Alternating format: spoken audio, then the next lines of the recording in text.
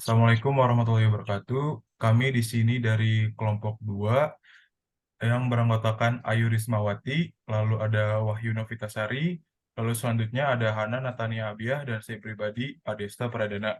Kami di sini ingin mempresentasikan materi mengenai prinsip-prinsip keputusan dalam menghadapi lawan yang berhadapan, guna memenuhi nilai tugas besar 2 mata kuliah pengambilan keputusan manajerial yang diampu oleh Ibu Dewi Nusraningrum.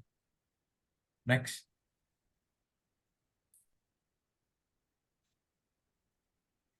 Materi kali ini yaitu ada latar belakang, lalu rumusan masalah, poin selanjutnya adalah tujuan masalah, lalu berhadapan dengan lawan, selanjutnya ada teori permainan atau biasa dikenal dengan game teori, lalu studi kasus, dan yang terakhir ada materi kesimpulan, mengenai kesimpulan.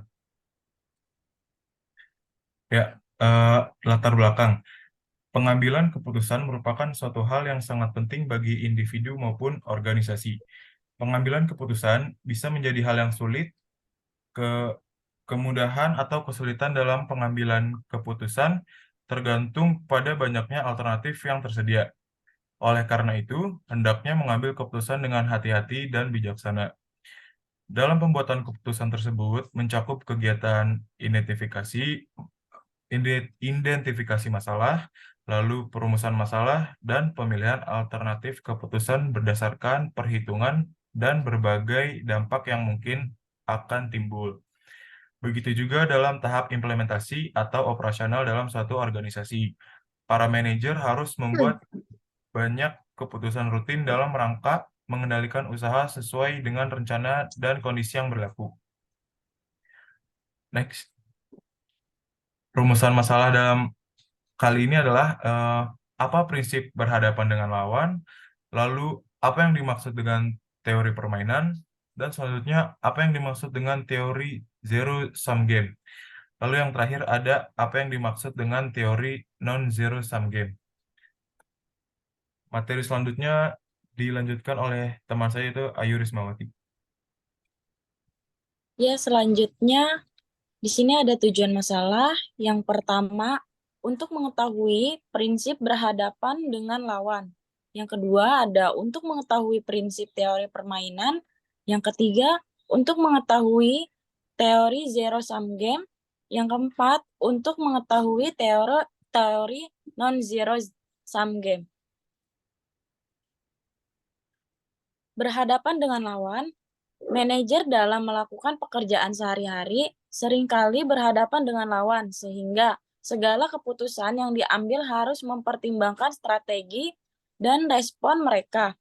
Dalam menghadapi hal ini, terdapat 3 prinsip keputusan yang bisa dilakukan. Di antaranya, yang pertama ada win-win solution, yang kedua ada win-loss solution, yang ketiga ada loss-loss solution. Ketiga prinsip tersebut bukanlah sebuah solusi, melainkan prinsip hidup dalam menghadapi pihak ketiga. Teori berhadapan dengan lawan. Yang pertama ada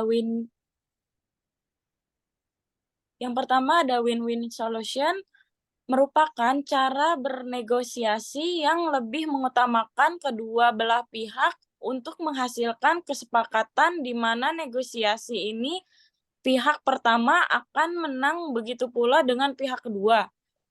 Vestibulum interdum effectur elementum. Yang kedua ada win-loss solution. Negosiasi di mana pihak pertama akan menang dan pihak kedua akan kalah. Negosiasi ini hanya membuat satu pihak saja yang menang dan pihak lain akan dirugikan. Yang ketiga ada loss-loss solution.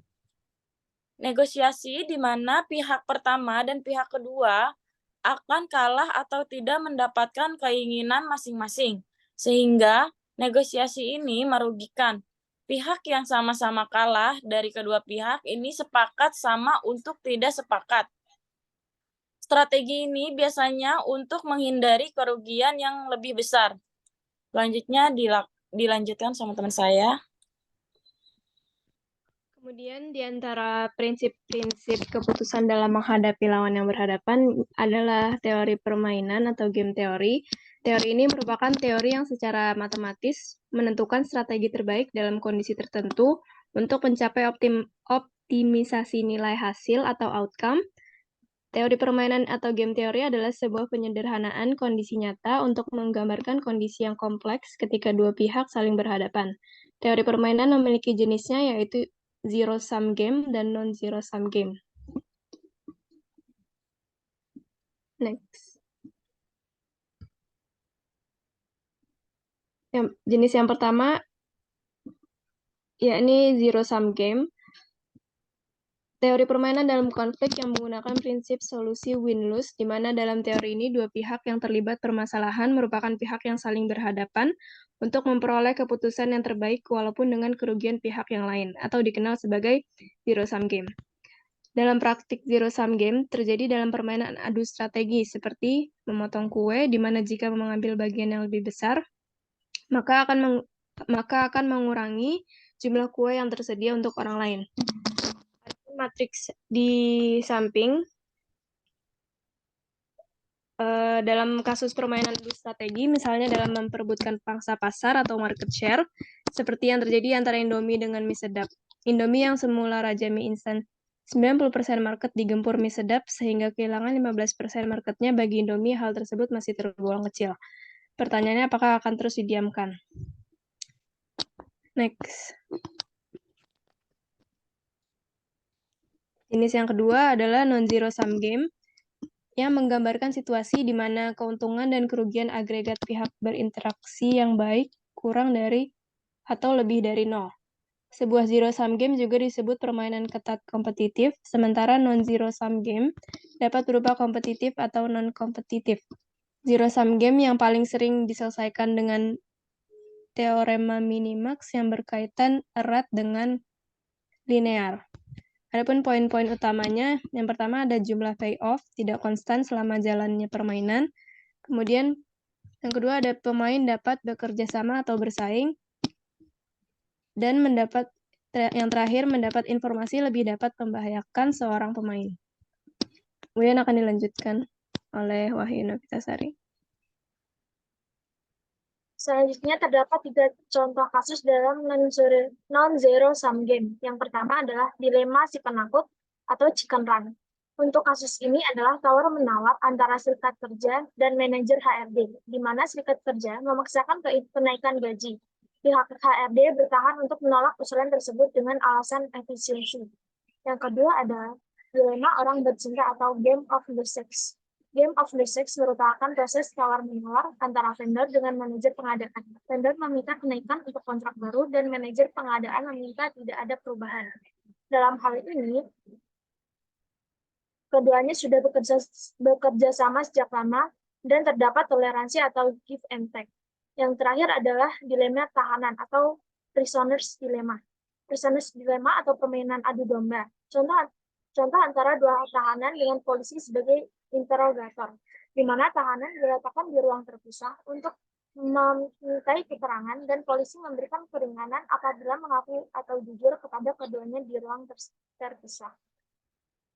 Selanjutnya ada studi kasus yang kami angkat adalah PT Freeport Indonesia atau FTPI. Adalah perusahaan yang bergerak di bidang pertambangan dan sudah sejak tahun 1967, perusahaan ini melakukan eksplorasi, menambang, serta memproses biji yang mengandung tembaga, emas, dan perak yang terletak di Provinsi Papua, tepatnya di dataran tinggi Kabupaten Mimika. PT Freeport Indonesia adalah bentuk investasi asing di tanah Papua yang beberapa waktu kebelakangan menimbulkan konflik tak berujung antara pemerintah, masyarakat, dan perusahaan tersebut. Proses negosiasi pemerintah dengan PT Freeport Indonesia sudah dilakukan sejak era Kabinet Presiden Susilo Bambang Yudhoyono, namun belum mendapatkan titik temu.